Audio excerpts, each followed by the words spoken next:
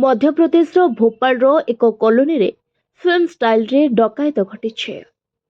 ମୁଖା ପିନ୍ଧା ଲୋକମାନେ ପ୍ରଥମେ କୁକୁରମାନଙ୍କୁ ମାଂସ ଫିଙ୍ଗି ଚୁପ୍ କରାଇଥିଲେ ଏବଂ ଏହାପରେ ଖଣ୍ଡା ଏବଂ ଛୁରୀ ବ୍ୟବହାର କରି ତାଲା ଭାଙ୍ଗି 18 ଲକ୍ଷ ଟଙ୍କାର ଡକାୟତି କରିଥିଲେ। ଭୋପାଳର ଏୟାରପୋର୍ଟ ରୋଡରେ ଅବସ୍ଥିତ ଏକ ପ୍ରସିଦ୍ଧ କଲୋନୀ ସୁରଜନଗରରେ ଏକ ଆଶ୍ଚର୍ଯ୍ୟଜନକ ଡକାୟତି ଘଟଣା ସାମ୍ନାକୁ ଆସିଛି। ଡକାୟତମାନେ ବରିଷ୍ଠ ଓକିଲ ଅଖିଳେଶ ଶ୍ରୀବାସ୍ତବଙ୍କ ଘରକୁ ଟାର୍ଗେଟ କରି ପ୍ରାୟ 18 ଲକ୍ଷ ନଗଦ ଟଙ୍କା ସହ ଲକ୍ଷ ଲକ୍ଷ ଟଙ୍କାର ଅଳଙ୍କାର ଚୋରି କରି ନେଇଥିଲେ।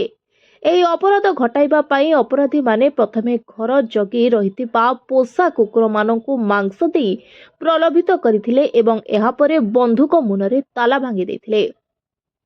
ଯୋଜନାବଦ୍ଧ ଭାବରେ କରିଥିଲେ ଚୋରି। ଘଟଣାଟି ଡିସେମ୍ବର 26 ତାରିଖ ରାତିରେ ଘଟିଥିଲା।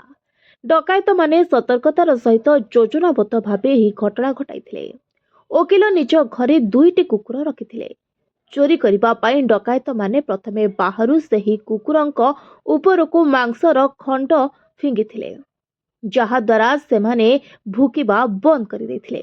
ପରେ ସେମାନେ ନିଜର ଚୋରି କରିବା ଉଦ୍ଦେଶ୍ୟକୁ କାର୍ଯ୍ୟକାରୀ କରିଥିଲେ। ତେବେ ସିସିଟିଭି ଫୁଟେଜରୁ ମିଳିଛି ଅନେକଗୁଡ଼ିଏ ତଥ୍ୟ, ଯେଉଁଥିରେ ଜଣାପଡ଼ିଛି ଯେ ପ୍ରାୟ 8 ଜଣ ମୁଖା ପିନ୍ଧା ଡକାୟତ ଏବଂ ଏକ ଲୋଡିଂ ଗାଡ଼ିରେ ଆସିଥିଲେ। ସେମାନଙ୍କ ପାଖରେ ଅସ୍ତ୍ରଶସ୍ତ୍ର ଏବଂ ତାଲା କାଟିବା ପାଇଁ ଉପକରଣ ଥିଲା। ଦୁର୍ବୃତ୍ତମାନେ କାନ୍ଥ ଏବଂ ଗେଟ୍ ଦେଇ ଭିତରକୁ ପ୍ରବେଶ କରିଥିଲେ ଏବଂ କୋଠରୀର ତାଲା ଭାଙ୍ଗି ଆଲମାରୀରେ ରଖାଯାଇଥିବା 18 ଲକ୍ଷ ଟଙ୍କା ନଗଦ ଏବଂ ମୂଲ୍ୟବାନ ସୁନା ଏବଂ ଅଳଙ୍କାର ନେଇ ଯାଇଥିଲେ। Report voice of Odisha live.